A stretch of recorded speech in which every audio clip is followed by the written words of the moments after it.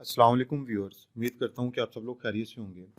आज की वीडियो में हम डिस्कस करेंगे कि डेमोक्रेसी क्या है, डेमोक्रेसी का मीनिंग, डेमोक्रेसी की डेफिनेशंस जो हैं उसको डिस्कस करेंगे। इसी तरह dimensions of modern democracy, kinds of democracy, political, economic and social aspects of democracy.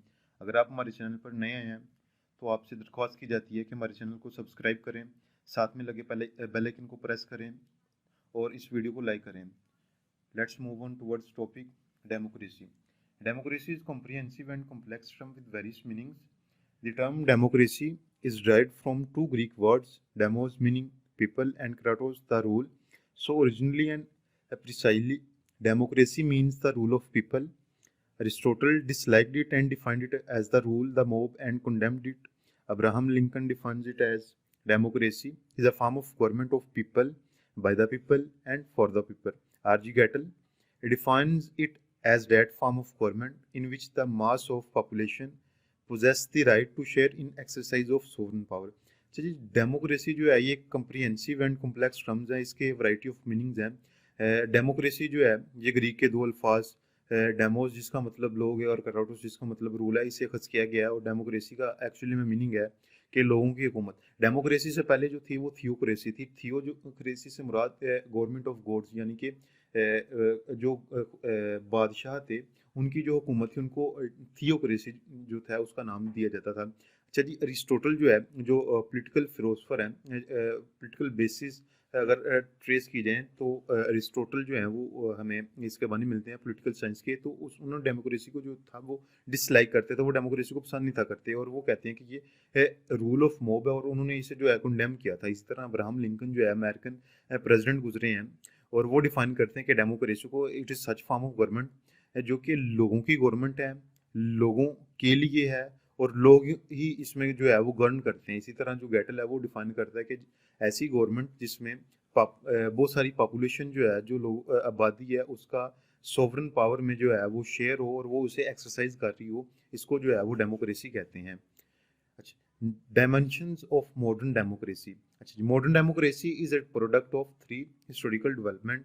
English parliamentary system. English parliamentary system से मुराद है कि बरतानिया में या यूके ब्रिटेन में जब ग्लोरियस रेवोल्यूशन हुआ था, और तो उस सिलसिले में जब बादशाह से पावर जो थी वो इजीली आराम से जो थी वो डिसेंड कर दी गई थी टुवर्ड पार्लियामेंट। तो इंग्लिश पार्लियामेंट्री सिस्टम जो है वो मेन जो है वो मॉडर्न डेमोक्रेसी की बुनियाद रखते हैं। इसी की तरह great French revolution of 1789 with its slogans of sovereignty of the end liberal liberty equality and fraternity. Great French revolution जो है उसने भी मॉडर्न डेमोक्रेसी की बुनियाद रखी है, जो कि 1789 में 18वीं सदी के एंड में जो था वो स्टार्ट हुआ था। और उसके बाद जो थी वो डेमोक्रेसी जो थी उनकी कंट्रीज़ में आई थी, क्योंकि वहाँ पे पहले अनार्की थी, मोनार्की थी, तो वहाँ पे जो थी लोगों पर बहुत ज़्यादा टैक्स जो थे वो इम्प्लीमेंट किए जाते थे। अगर आप फ्रेंच रेवोल्यूशन के बारे में नहीं जानते या आपको इसका नहीं आइडिया, तो इसके ऊपर मैं ऑलरेडी एक वीडियो बना चुका हूँ, आप प्लेलिस्ट में उसे देख लें। यहाँ पर भी मैं इसका स्लोगन जो है एक थंबनेल जो है वो ऐड कर दूंगा।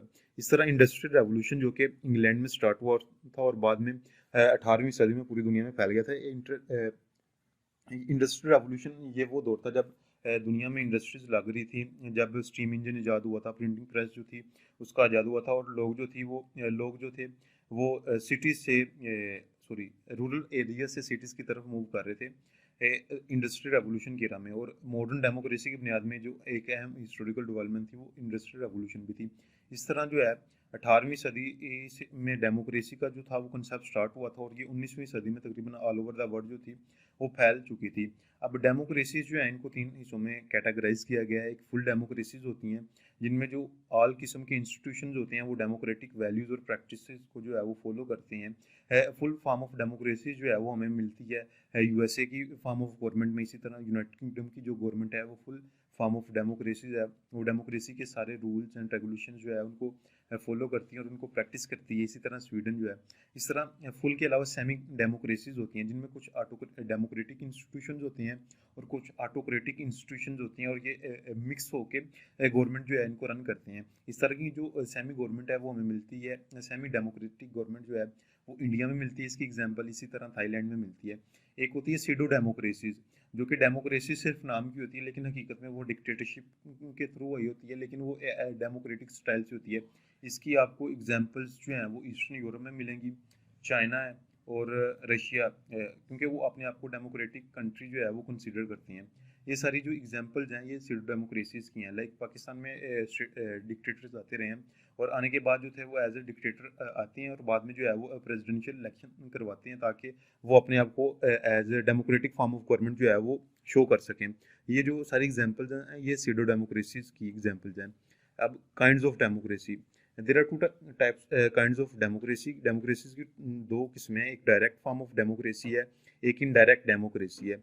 डायरेक्ट फॉर्म ऑफ डेमोक्रेसी जो है वहाँ पे जो पीपल हैं वो डायरेक्टली इलेक्ट करती हैं, अपने जो नुमाइंदे होती हैं, मास असेंबली जो है वो इकट्ठी होती है और अपने रिप्रेजेंटेटिव जो है वो खुद सेलेक्ट करते हैं। इन्हें डायरेक्ट और प्योर फॉर्म ऑफ डेमोक्रेसी कहा जाता है। अच्छा, ये डायरेक्ट डेमोक्रेसी जो है ये सिर्फ छोटे छोटे एरियाज जो हैं, छोटी छोटी कंट्रीज लाइक सिंगापुर, ऐसी छोटी छोटी स्टेट्स में डायरेक्ट फॉर्म ऑफ डेमोक्रेसी जो है वो मुमकिन है।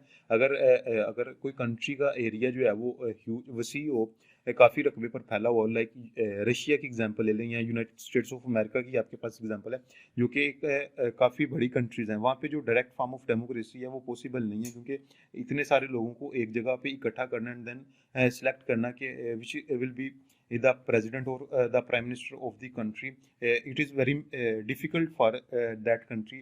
तो direct form of democracy mostly आपको छोटे एरियाज में मिलती है। उसके बाद आती है इनडायरेक्ट फॉर्म ऑफ डेमोक्रेसी और representative democracy. When the will of people is expressed and formulated through a small body of persons elected by the people as their representatives to make laws and govern the country, it is called indirect form of democracy. It is modern form of democracy and has evolved in Western Europe during last 2 centuries. अच्छा जी, indirect form of democracy वो वाली democracy होती है जिसमें आप जो है वो रिप्रेजेंटेटिव्स को जो है वो इलेक्ट करते हैं and then these representative will serve to select the president और prime minister of that country. तो प्रेसिडेंट और प्राइम मिनिस्टर, लेट्स सपोज आपकी कंट्री में इलेक्शंस होती हैं, आप उसके पाकिस्तान की एग्जांपल देते हैं, तो आप लोग जो है वो अपने एमएनएस और एमपीएस को सिलेक्ट करते हैं, then these are your representative. तो फिर ये आपके रिप्रेजेंटेटिव होते हैं, ये अपने पार्लियामेंट में जाके वोट कास्ट करते हैं for the selection of prime minister. If there is a parliamentary form of government, अगर वही प्रेसिडेंशियल फॉर्म ऑफ गवर्नमेंट है तो फिर ये प्रेसिडेंट को सिलेक्ट करते हैं। ये जो है इनडायरेक्ट फॉर्म ऑफ डेमोक्रेसी है और ये almost all over the world जो है मोस्टली यही इस वक्त जो है चल रही है, क्योंकि there is a huge amount of, कह सकते हैं कि जी कि बहुत सारी कंट्रीज हैं उनका एरिया जो है वो काफ़ी बड़ा है। लाइक आपको यूनाइटेड स्टेट की एग्जांपल दी गई है, यूके में एग्जांपल दी गई, क्योंकि लोगों को एक जगह इकट्ठे करके एंड देन सेलेक्ट करना जी कि ये आपका प्रेसिडेंट होगा, तो ये मुश्किल होगा। तो इनडायरेक्ट फॉर्म ऑफ डेमोक्रेसी जो है वो मोस्टली रूल कर रही है इस वक्त दुनिया में। अब political, economic and social aspects of democracy. अब generally democracy is understood in its political aspect.